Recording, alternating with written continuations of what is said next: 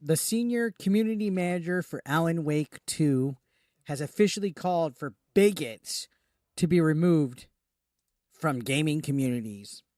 That's to be expected, guys. When a game that has DEI injected in it, when a game has wokeness behind it, most notably Sweet Baby Inc., who actually worked on Alan Wake 2, when the game fails finally, and it often does, 9 times out of 10 when Sweet Baby Inc. is involved, their go-to is to blame it on the gamers.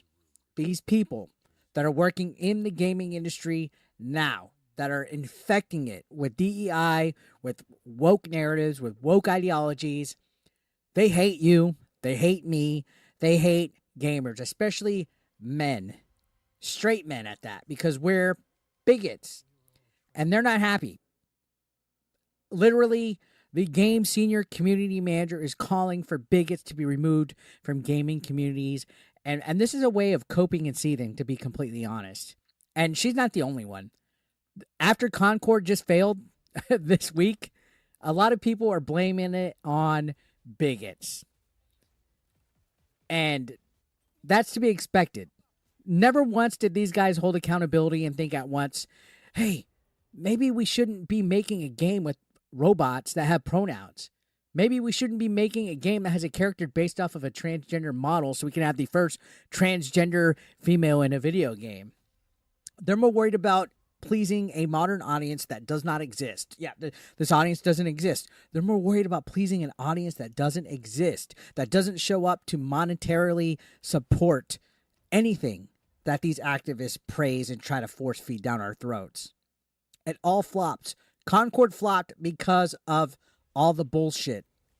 Firewalk Studios was a fucking mess. They literally had a toxic woke environment where they would cancel anybody that didn't comply. The professor was in charge, and they were demanding people referred to them as the professor. But anyways, that's neither here nor there. All of this is stemming off of Concord disappearing from the gaming community for good, for fucking good. So let's take a look at some tweets and stuff off of Twitter real quick. Daniel Ahmad put this tweet out that got some interaction from a lot of these wokies, and it kind of put this whole conversation of removing bigots from the gaming community.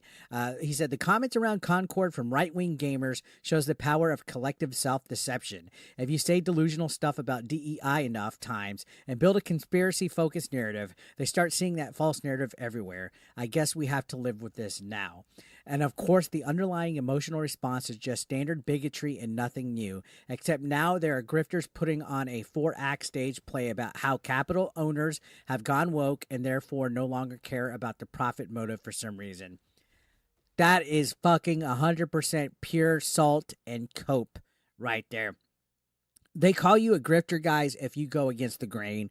If you're not in their echo chamber, if you don't subscribe to the same train of thought, you're a grifter, you're a bigot, you're a racist, you're transphobe, homophobe, whatever phobe you can think of. You're a problem, and you need to be dealt with, and you need to have everything blamed on you. Never mind that this game, take all the DEI nonsense away, which that was a big part of why this game failed. Never mind that. This game was a crappy Overwatch clone, a shooter live service game in an oversaturated market with better games that are free to play, and they were charging $40 fucking dollars for it. And they expected this to do good, and now they're getting pissed off when capitalism cans a whole studio that had 8 fucking years to develop this game, and they failed harder than any other gaming failure I've seen in my life. Now, continuing on, you can see Khalif, which I know a lot of the right-wing grifters like to call him Queef, says, prune all of your gardens, push out bad actors, prepare your teams for the current conversation zeitgeist. Give your community and social teams autonomy and resources to battle against toxicity. Relay how all this can impact the bottom line early to investors. So these guys are trying to make another Concord not happen. They're like, guys, we need to rally and prune everything and find the bad actors that aren't supporting our cause, that aren't supporting our woke narrative. These guys need to be taken care of and pruned, like literally pruned, and saying we need to get relay to investors how these people are toxic and how they don't matter. These guys are literally in panic damage control mode right now because a game that none of them believed in shut down. I mean, look at this tweet right here. 230 likes. Right? That's more people than were playing Concord yesterday and the day before that and the day before that. This game only reached a peak of 697 people after launch. All these activists do not care about what they're preaching for, guys.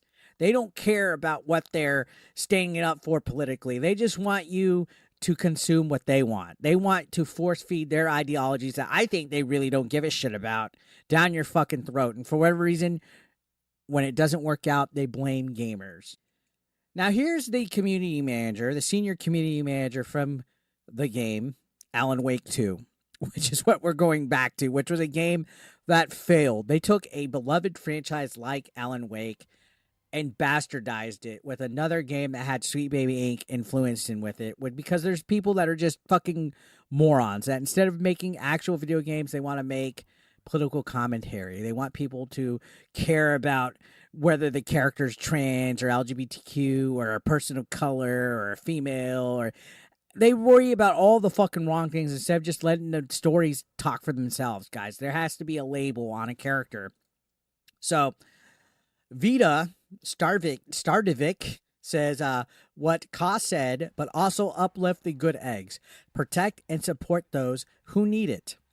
Twitter has never been this full of accounts who are peddling hate 24/7, but it's still where a lot of the good parts of the game's community happen.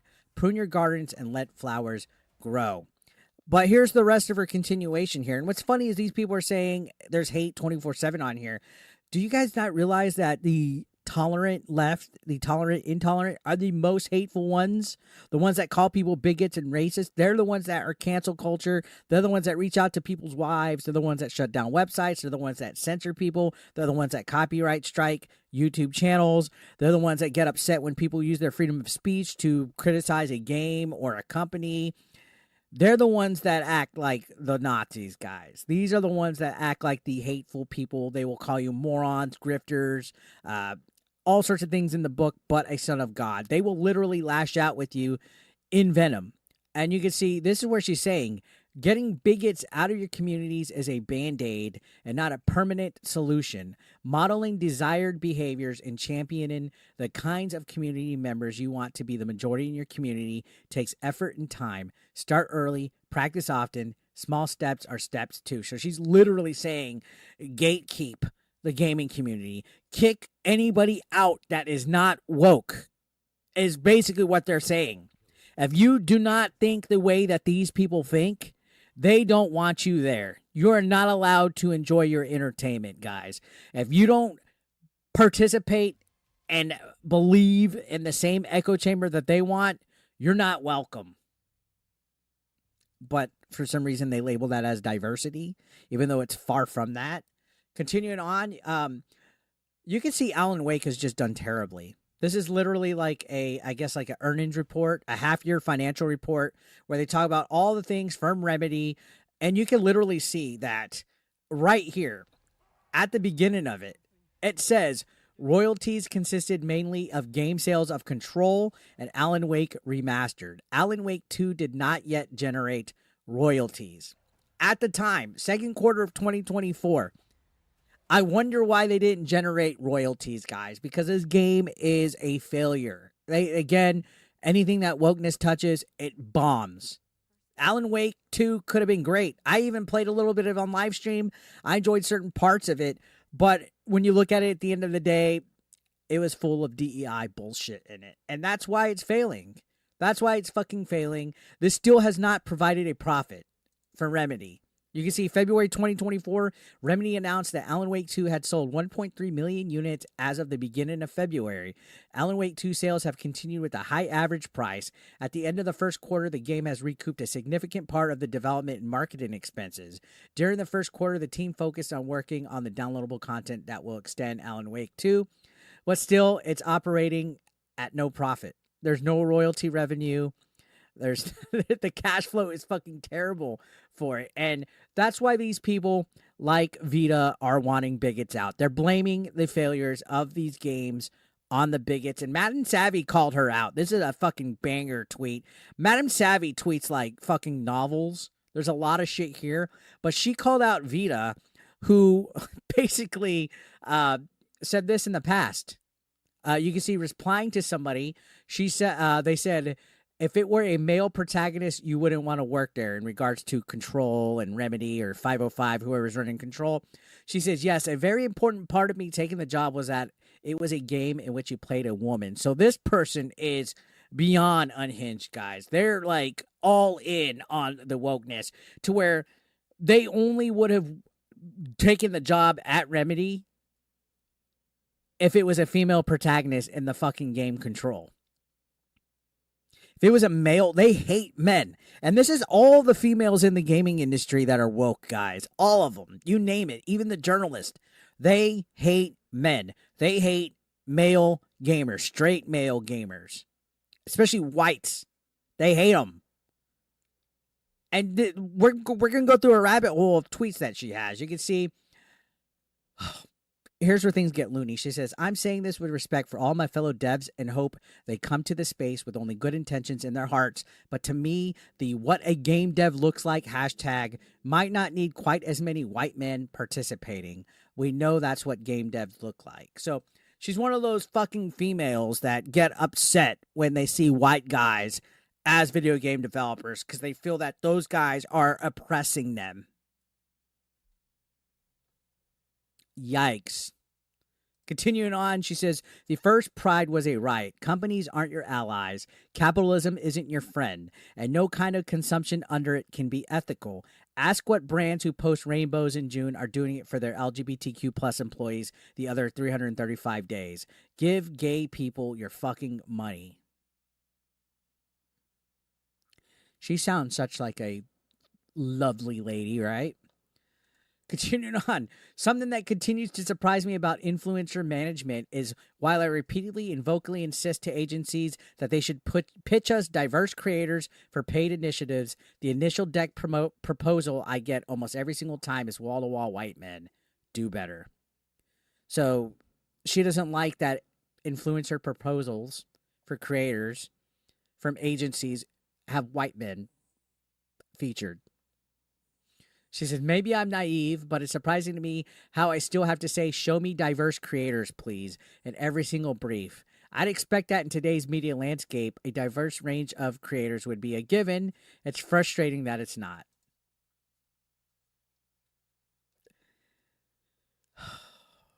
Boy, these people are everywhere. You find a new lunatic every day.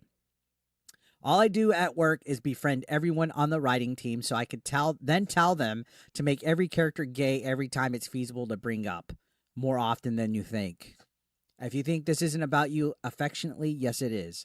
It's called direct action. Again, an activist that's more worried about political narratives, woke ideologies, inserting fucking DEI bullshit than developing actual games. Who would have thought? Or the senior community manager actually fostering a fucking community that actually is diverse and inclusive instead of shoehorning bullshit. Now, here's some more. Glad to hear y'all, the gay Alan Wake 2 fans in my phone, like the acceptance speeches from Matt and Ika for the Arab Game Awards. It's a shame we couldn't have got them together in person, but I'm grateful they were keen and able to do this after all. This is absurd. Alan Wake is for the gays. Jesus Christ. So anyways, they wonder why stuff like Alan Wake and Concord are fucking failing, like I said, and we've been covering it for the last 6 months. This isn't gaming, and majority of people don't give a shit. No, majority of people don't give a shit about woke because they don't support it. Not because it doesn't matter to them. That's why everything fails. Again, this modern audience does not exist. The actual gamer, the actual person that consumes media like TV, movies, music, gaming, they don't want this bullshit. All this Looney Tunes stuff that people like Vida are trying to fucking shove and shove and shove. It's failing. That's why Alan Wake 2 has not made a profit. And that's a fucking shame because that's Alan Wake. They need to get their heads out of their fucking asses and start making actual entertaining video games. Video games are supposed to be fun. Remember that? Video games are supposed to be fun, guys. Anyways, let me know your thoughts down below. Subscribe if you're brand new. I'll see you on the next one. Thank you for watching.